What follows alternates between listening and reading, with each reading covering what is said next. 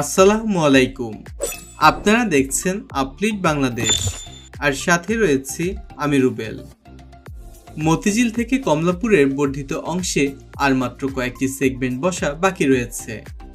কমলাপুরের iconic স্টেশনের উপর still ফ্রেমের কাজটিও শেষের দিকে। শুরু হয়েছে স্টেশনে ওঠানামার সিঁড়ি নির্মাণের কাজটি। দীর্ঘ সময় পর কমলাপুরের টিটিপাড়া আন্ডারপাসটিও সবার জন্য খুলে দেওয়া হয়েছে।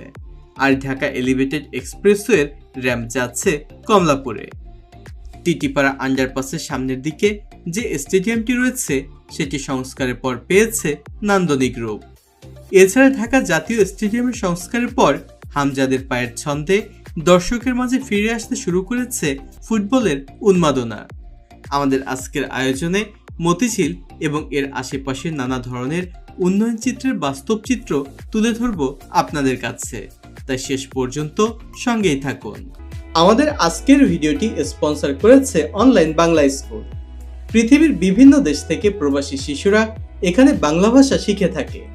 বিস্তারিত জানতে ভিজিট করুন onlinebanglaschool.com। তাদের ওয়েবসাইটের লিংক পেয়ে যাবেন ডেসক্রিপশন বক্সে। আজকে আমরা বিকেলের দিকে এদিকটা এসেছি, তাই রাত এবং বিকেলের দৃশ্য পাবেন আজকের আয়োজনে। মতিঝিল স্টেশনের পর কমলাপুরের দিকে যেতে বর্ধিত অংশের দুই পাশে প্যারাপেট ওয়াল বসানোর কাজটি শুরু হয়েছে। এই প্যারাপেট ওয়ালের জন্য মেট্রো রেল যখন চলাচল করবে তখন শব্দ দূষণ রোধ করবে। আর এই প্যারাপেট ওয়ালের কারণেই বর্তমানে যখন মেট্রো রেল চলাচল করে তখন তার শব্দ নিচ থেকে পাওয়াই যায় না। সামনের দিকেই চলে গেছে কমলাপুরের দিকে।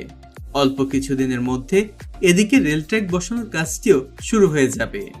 মতিঝিলের দিক থেকে এবারে আমরা চলে এসেছি কমলাপুরের দিকে। মতিঝিল থেকে কমলাপুর পর্যন্ত এই বর্ধিত অংশের দূরত্ব প্রায় 1.16 কিলোমিটার। কমলাপুরের এই স্থানটি পরিণত হবে একটি রেলওয়ে হাবে। বিমানবন্দর থেকে শুরু হওয়া দেশের প্রথম পাতাল মেট্রো রেলের শেষ স্টেশনটি হবে এই স্থানে। সবকিছু ঠিক থাকলে আর কিছুদিনের মধ্যেই মতিঝিল থেকে কমলাপুর সম্পূর্ণ অংশে সেগমেন্ট বসানোর কাজটি শেষ হয়ে যাবে। এছাড়া মেট্রো রেলের পরিকল্পনা অনুযায়ী মেট্রো রেল লাইন 2 এবং 4 এই লাইন দুটির স্টেশন হবে এই কমলাপুরেই। এর মধ্যে মেট্রো রেল লাইন 4 শুরু হবে এখান থেকেই।